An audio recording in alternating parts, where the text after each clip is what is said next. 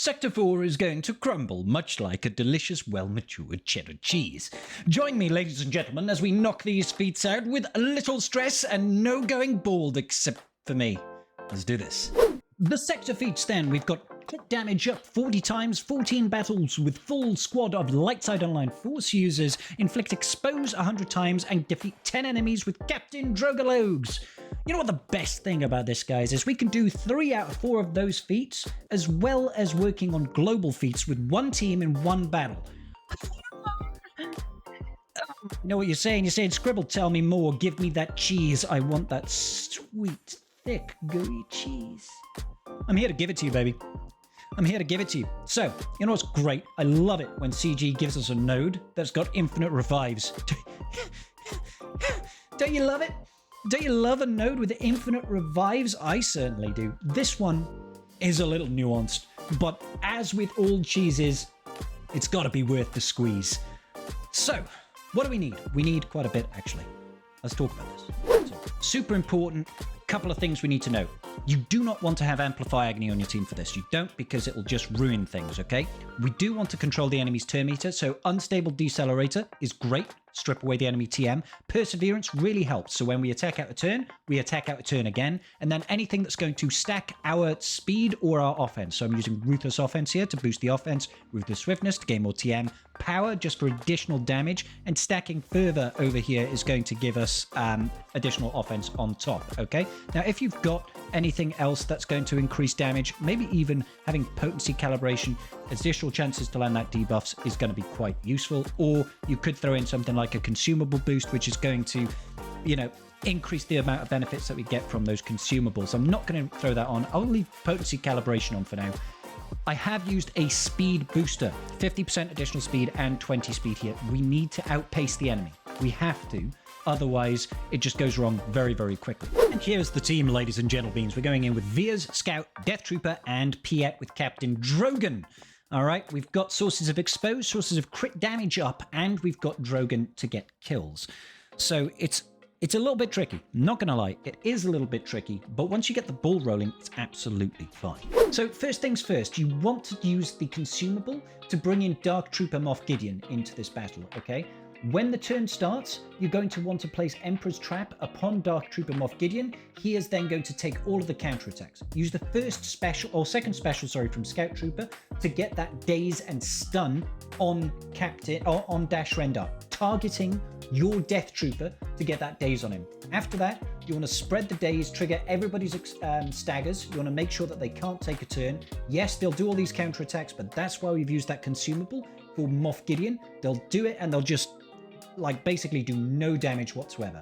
After this, we want to try and build down Dash Rendar. Take him down to low health, if at all possible, so that we can kill him with a Terminate from your Death Trooper. You need to be able to one-tap that Dash Rendar with a Terminate. The reason I'm saying that is because if you do it with the Terminate, he will not be able to revive, which means one less thing you need to worry about. And that's what we're going to do. We're going to slowly kill off each and every person apart from IG, okay? So I'm using the Mass Assist here from Dark Trooper Moff Gideon, targeting Death Troop to get the daze on Dash Rendar, and it's just slowly chip away at this guy's health. Bring him down nice and low. Don't forget, they are going to be recovering protection, so occasionally you might have to do just a little bit of a love tap on Dash Rendar just to prep him up for when your Death Trooper goes ahead with the Terminate. Boom! Dash is gone, cannot be revived. Makes life easier. Now we're just going to focus on IG-11.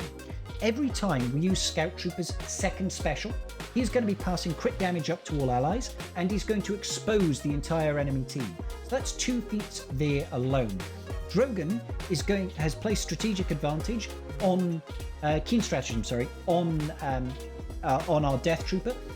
He's going to be assisting quite a lot in getting kills. All right, so just farm the kills on IG-11. We want to get back round to turns with our Death Trooper to slowly terminate each and every person. Because we've killed Dash Rendar now, that means when we use Terminate, it's going to place Death Mark on an enemy, okay? And that Death Mark means we'll be able to kill them. So Hondo Onaka will put the Death Mark on him. He's now going to be taking ridiculous amounts of max health damage.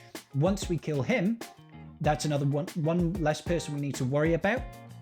And it's going to be ramping up our Emperor's Trap. We are 46 stacks, 47 stacks of Emperor's Trap right now. Lots of additional offense to our team.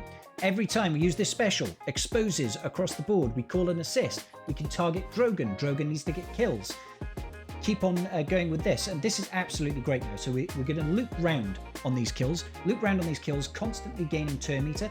If Veers or Piet gets a kill, that counts towards our global feat, okay? If Drogon gets killed, that counts towards the sector feat. We can now get rid of Young Han Solo. Now it's just IG-11 and veteran or Vandor Chewbacca, sorry. We just only attack IG-11. You can put this on auto basic right now and count every 3 turns of Scout Trooper. Go ahead, take it off auto basic and use his second special, all right? When you get a chance with Piet as well, you want to be able to place the Emperor's Trap ability on Veers, okay? That means he will be called to assist whenever Piet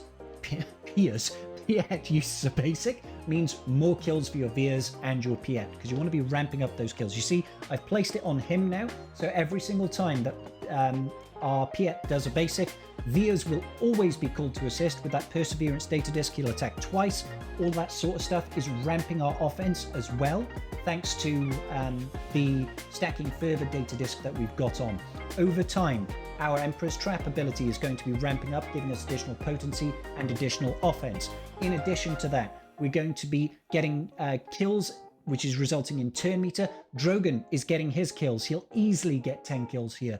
Every time we use that second special from Scout Trooper, we're passing crit damage up to the whole team. Exposes across the board. You can see there's 4 already just chilling over there on Vandor Chewbacca. And yeah, just put it on auto basic at this point, guys. Like I said, remember, count the turns with your Scout Trooper. So after every 3 of his turns, take it off auto basic so you can use his second special. I like to target Piet to ramp up his offense even more. Then once he's done that, put it back on auto basic. And over time, thanks to the 10-minute timer on this, you'll be able to rack up boatloads of kills. You'll easily get the 10 kills with Drogon. You'll easily get 50 plus kills with Piet and Veers, potentially even the whole 100 if you just leave it on auto basic, and you'll easily get the crit damage ups across the board. The fact that we also have that additional summoned Dark Trooper Moff Gideon means that's another unit that's going to be gaining that crit damage up. So auto basic, IG-11 is going to be dying very, very quickly, which is going to be feeding our entire team a bunch of turn meter. It's absolutely fabulous. All right. I'm going to skip ahead to the end so we can just count a few things, all right?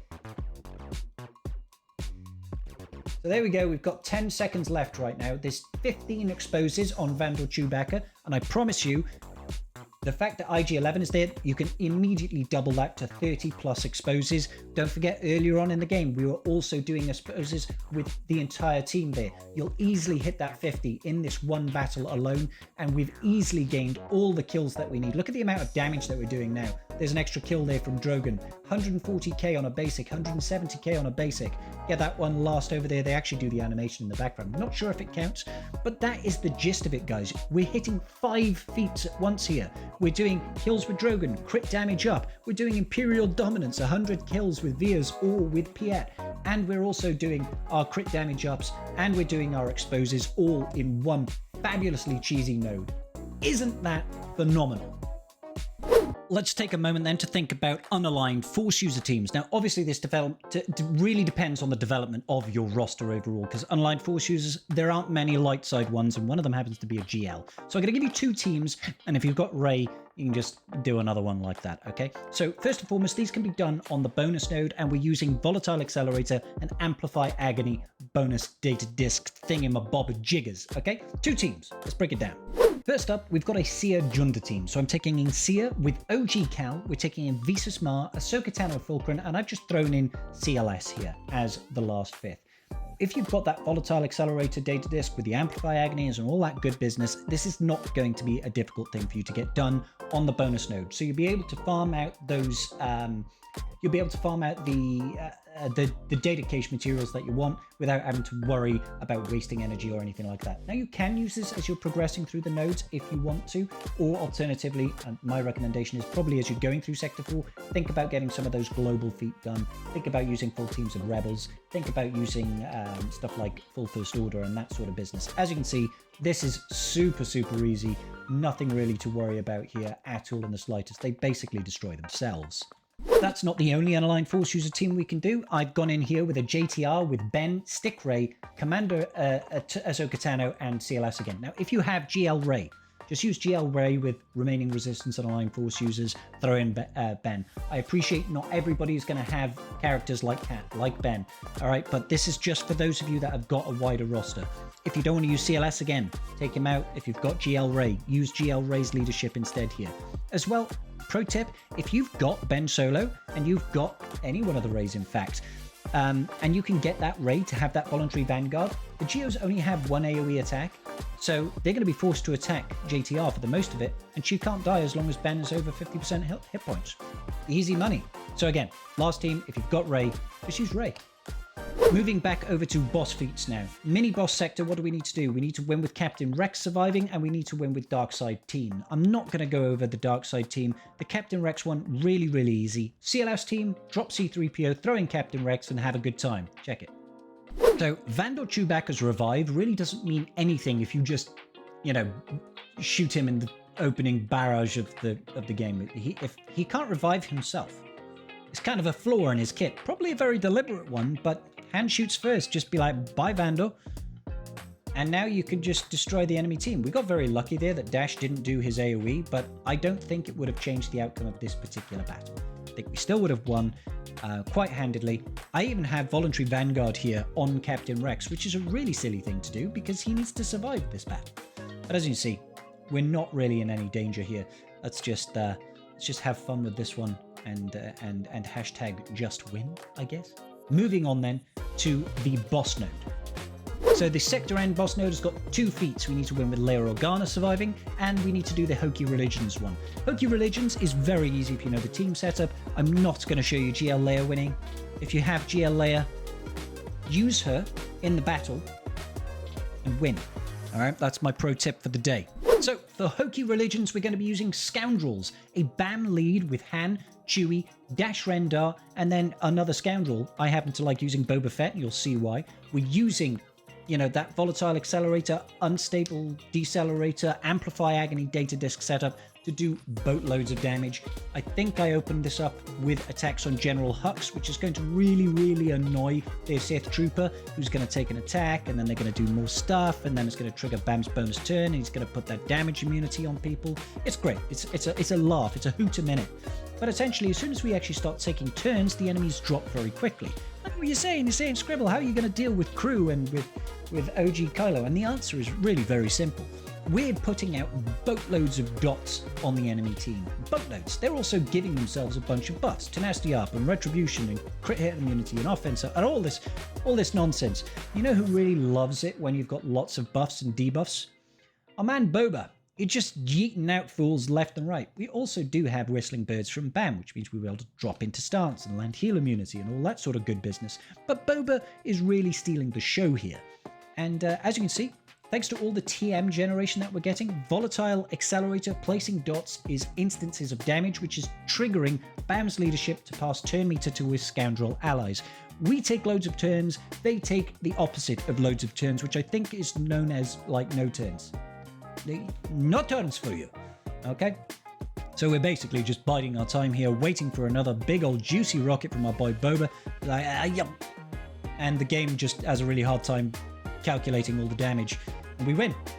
Just like that, guys. Easy as that. Sector feats done and dusted. Now, if that is not worth a like and subscribe, then check yourself, because, come on, man. I've given you amazing cheeses today. Help a brother out by subscribing so I can hit 10k subs. Help me out, and I will help you out with more videos. How about that? Sounds like a great deal to me. Peace out, and may the Force be with you.